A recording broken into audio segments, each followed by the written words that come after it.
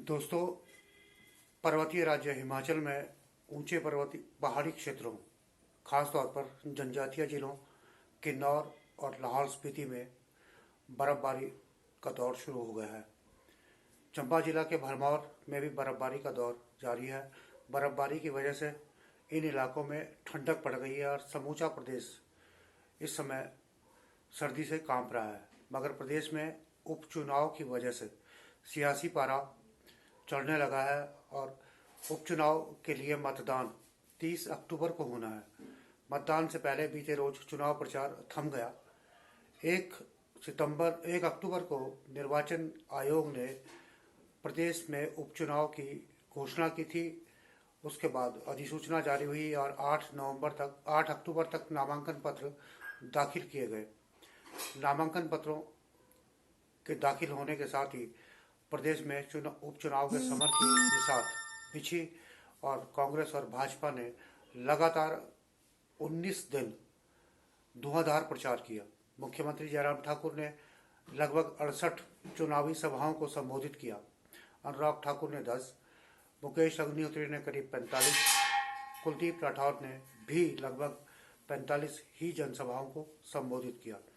चुनाव प्रचार के दौरान राजनीतिक दलों ने और नेताओं ने महंगाई, बेरोजगारी और विकास को मुद्दा बनाया। महंगाई और बेरोजगारी कांग्रेस के मुद्दे थे और विकास के मुद्दे पर भाजपा चुनाव मैदान में प्रचार कर रही थी।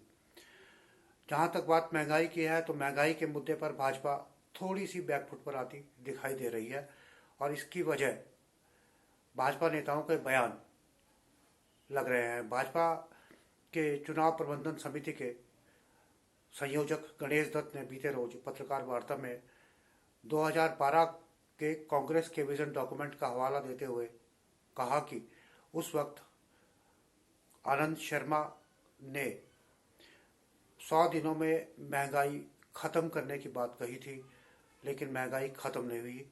और उन्होंने साथ ही यह भी कहा कि आनंद शर्मा ने कांग्रेस के विजन डॉक्यूमेंट में हर घर से एक व्यक्ति को रोजगार देने की बात कही थी। जाहिर है कि ये मुद्दे इस उपचुनाव में भी हावी हो रहे हैं और भाजपा थोड़ी सी बचाव की मुद्रा में है। मगर विकास भाजपा के पास अहम मुद्दा है और विकास के नाम पर भाजपा मोदी सरकार और जयराम सरकार दोनों के कार्यों को लेकर मतदाताओं के बीच गई है। चुनाव प्रचार के दौरान राजनेताओं ने अपनी पारी पूरी कर ली है। राजनेताओं ने प्रचार में जिन जिन मुद्दों को लेकर मतदाताओं को रिझाने का प्रयास किया, उन्होंने अपना कार्य कर लिया है। अब बारी मतदाता की है। 15,50,000 से अधिक मतदाता 30 अक्टूबर को मतदान करेंगे और किस दल का मुद्दा मतदाता को रास आया उसके पक्ष में ही मतदान होगा। बात अगर प्रदेश के 4 उपचुनाव वाले क्षेत्रों की करें तो मंडी संसदीय क्षेत्र में विधायकों की संख्या को देखते हुए भाजपा का पलड़ा भारी लगता है। इस संसदीय क्षेत्र में शामिल 17 विधानसभा क्षेत्रों में से सिर्फ 3 कांग्रेस के पास है। कुल्लू से कांग्रेस के सुंदर ठाकुर, किन्नौर से जगत नेगी और रामपुर से नंदलाल कांग्रेस के विधायक हैं। अन्यथा मंडी से 9, कुल्लू से 3, लाहौल स्पीति से 1 और भरमौर से भी भाजपा के विधायक हैं। जाहिर है कि 17 में से 14 विधायक भाजपा के हैं और मुख्यमंत्री जयराम ठाकुर खुद मंडी से हैं। मगर कांग्रेस उपचुनाव में वीरभद्र सिंह को भी प्रचार के केंद्र में रखे हुए हैं। लिहाजा उपचुनाव मंडी संसदीय क्षेत्र में वीरभद्र बनाम जयराम ठाकुर होता प्रतीत हो रहा है। अलबत्ता विधायकों की संख्या को देखते हुए भाजपा का पलड़ा यहाँ थोड़ा भारी है।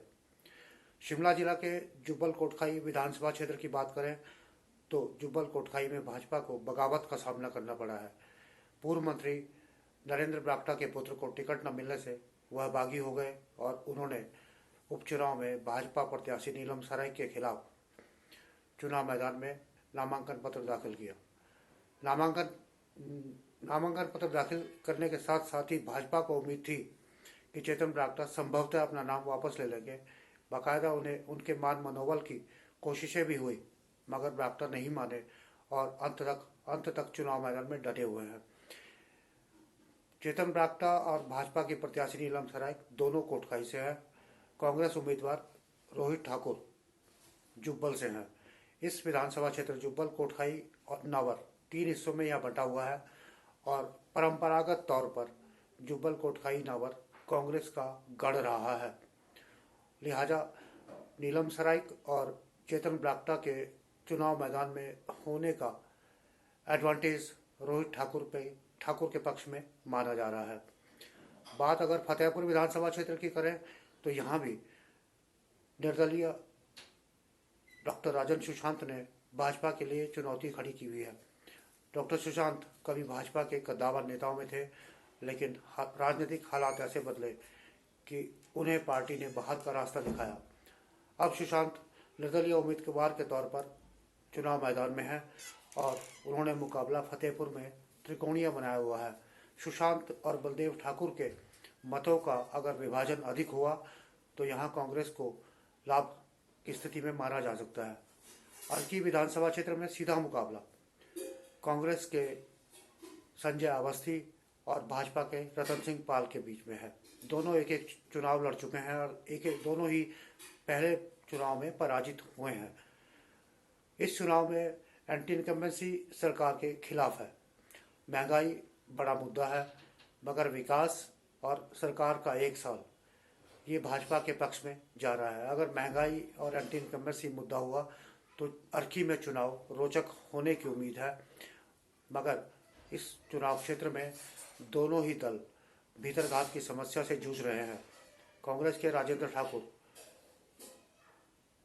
टिकट न मिलने से नाराज हैं और वे खुलेआम पार्टी उम्मीदवार संजय अवस्थी की खिलाफत कर रहे हैं। भाजपा की तरफ से पूर्व विधायक गोविंद शर्मा को टिकट न मिलने और पूर्व मंत्री नगीन चंद पाल की बेटी आशा परिहार को टिकट न मिलने से वो दोनों भी नाराज हैं। हालांकि उन्होंने खुले तौर पर बगावत नहीं की है, मगर अर्की में प्रचार नहीं कर रहे। ब्राह्मण मतदाताओं का पोलराइज होने की स्थिति में संजय अवस्थी अर्की विधानसभा क्षेत्र में लाभ की स्थिति में रहेंगे, अन्यथा अर्की में राजनीतिक पर्यवेक्षक रोचक मुकाबले की उम्मीद लगाए बैठे हैं। चुनावी ऊंट यहाँ किस करवट बैठेगा, अभी स्थिति साफ नहीं है। फिलहाल के हालात से लगता है कि प्रदेश में चारों उपचुनाव में मुकाबला रोचक होगा और कोई भी राजनीतिक दलों के नेता पत्रकार वार्ताओं या चुनावी सभाओं में बेशक दावा कर रहे, चारों सीटों पर जीत का दावा कर रहे हों, लेकिन दावों की हकीकत ज़मीनी हकीकत से मेल नहीं खा रही। उपचुनाव के क्षेत्रों से मिल रही सूचनाओं से जुब्बल, कोटखाई, फतेहपुर में ज़बरदस्त त्रिकोणीय मुकाबले हैं। बेशक भाजपा के मतों का विभाजन होने की वजह से कांग्रेस को लाभ की स्थिति में माना जा रहा है। मंडी में भाजपा पूरी तरह से लाभ की स्थिति में है और यहाँ जयराम ठाकुर के इर्द गिर्द भाजपा का चुनाव प्रचार घूम रहा है। जयराम ठाकुर मंडी से पहली बार मुख्यमंत्री बने हैं और मंडी जिले के लोगों की 1971 से लेकर अब तक की चली आ रही मुख्यमंत्री पद की कुर्सी की ख्वाहिश भाजपा ने पूरी किया है। लिहाजा भाजपा को यहाँ लाभ की स्थिति में माना जा रहा है, मगर अर्की में मुकाबला रोचक होगा, यह तय है। फिलहाल आज इतना ही। अगले मुद्दे के साथ आपसे फिर मिलेंगे। नमस्कार, जय हिंद, जय हिमाचल।